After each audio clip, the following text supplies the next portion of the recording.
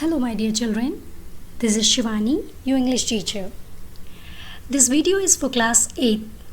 Students, as you know that our summer vacation is over and we have to continue our syllabus because school will be conducting your first periodic test in July month itself.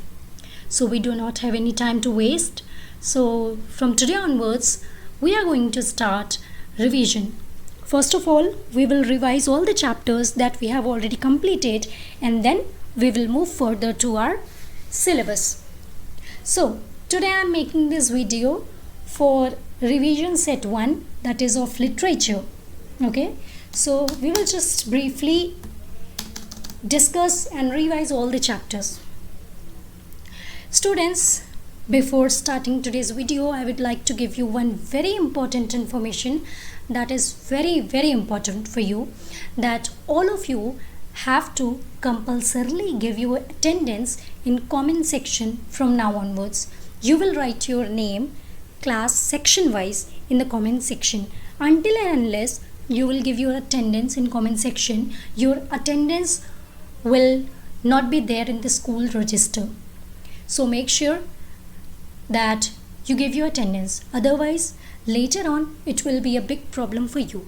So make sure that you watch the video and make sure that you give your attendance too.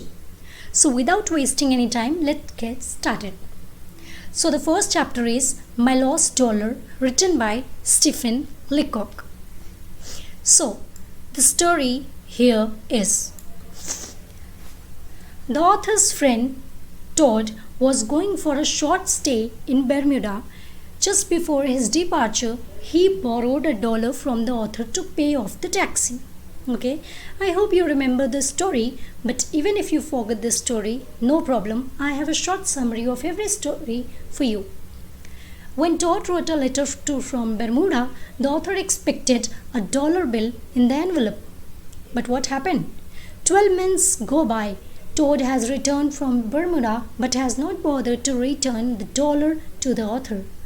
The lender is too decent to offend his friend by demanding his dollar back.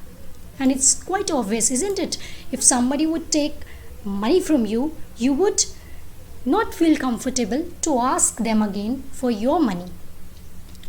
However, the thought that Todd had borrowed the dollar bothered the author, and he made some futile attempts to get back the dollar. Now, here are some attempts by which the author tried to get his dollar back.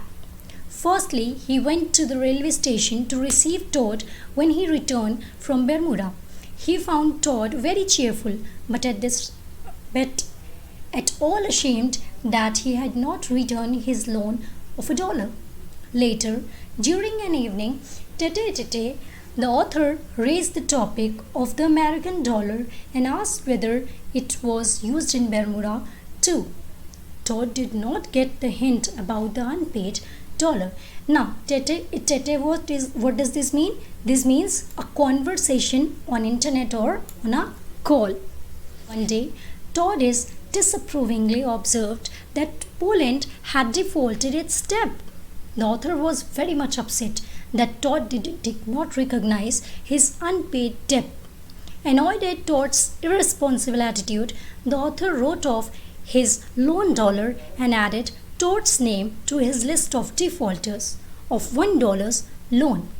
The author, offended and distraught, accepts that forgetting to repay loans was a human frailty. The distress by the thought that he could have taken such loans and not repaid it. Tormented with guilt, the author desired that his creditors would claim their repayments. Haunted by the disquiet of loans default, he wished to initiate a back to honesty campaign.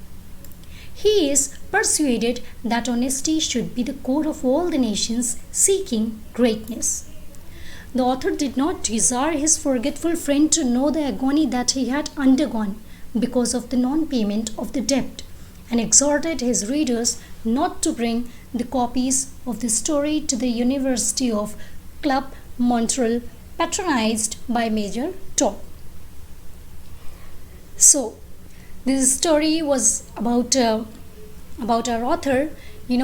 He gave $1 to his friend Toad, who had borrowed it, but unfortunately he forgot to return it back. But our author did not forget it.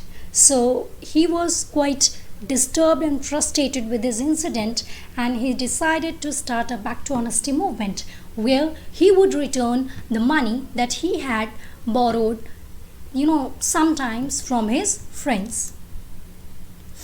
Next up we have is a poem, A Day, Chapter 2, by Emily Dickinson. The poem A Day has been written by Emily Dickinson. The poem has been told through the view of an innocent child. The child, in his innocence, tells about his views on the sunrise and sunset. And this sunrise and sunset also symbolizes birth and death of a human being. The first stanza symbolizes the rising of the sun. The scenery of the morning is described by the child in very innocence. In the second stanza, the child's view of sunset has been spoken about. A sunrise here depicts the end of the day or the end of life. Just now I have told you that it is also before the birth and the death of a human. Okay, so the view of sunset represents the going back of the home. The poem is a metaphor symbolizing life and death. The poem reflects the notion that if the world is seen through the eye of an innocent child, it looks beautiful and amazing. So in this poem, Emily Dickinson describes the sunset and sunrise from a child's point of view.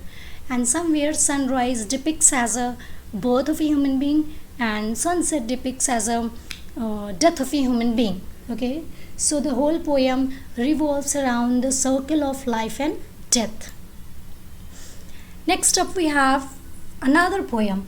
Okay students, so many of you are confused in chapter 3rd and 4th. So let me clear you guys that this is not lesson 3rd. The Try Auntie Wanty Gong Loop is a 4th chapter. It is a poem. And before this chapter, there was one more chapter, lesson 3rd, which was All Summer in a Day, which I have skipped for now. Okay, I haven't taught that lesson, and we will deal with that lesson later on because that is a quite long lesson. Okay, so we will need more time for that, and earlier we did not have enough time, so I will deal it later. For now, we will just going to revise whatever we have already done. So the Try Auntie Wanty Gong Loop is a very beautiful, very funny and very entertaining poem by C.J. Dennis. In this poem, the poet is talking about an imaginary creature. It lives on weeds and wattle gum and has a funny face. Its appetite is hearty and its manner a disgrace. Means that insect is a mannerless creature. When first you come upon it, it will give you quite a scare. Means if you will look at it for the first time, it will be quite scary for you. But when you look for it again, you find it isn't there, and unless you call it softly, it will stay away and mock. At the end of the poem, the poet confesses that he was only joking and such an insect doesn't exist. Okay, so this was very cute poem and all of you must like it. This poem was such short poem. In this poem, our poet talks about an imaginary creature which actually doesn't exist, and that creature is a very ill-mannered, it looks something like beetle and something like spider. Okay, so yes, this was it. Quite short poem and a nice poem.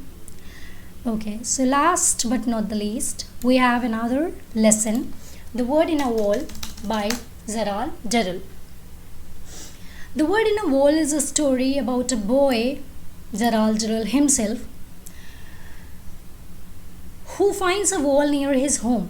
He carefully observes the wall and sees many living creatures living on it, varying from peacocks to crane flies. Okay, so here there's a boy, Gerald, who loves to explore the wildlife and animal world. One day he went to the garden of his house and he found a wall, and he found there number of creatures living inside that wall. Okay, they were divided into day and night workers, the hunters and hunted. Suddenly the author observed that a very deeply animal, the scorpion.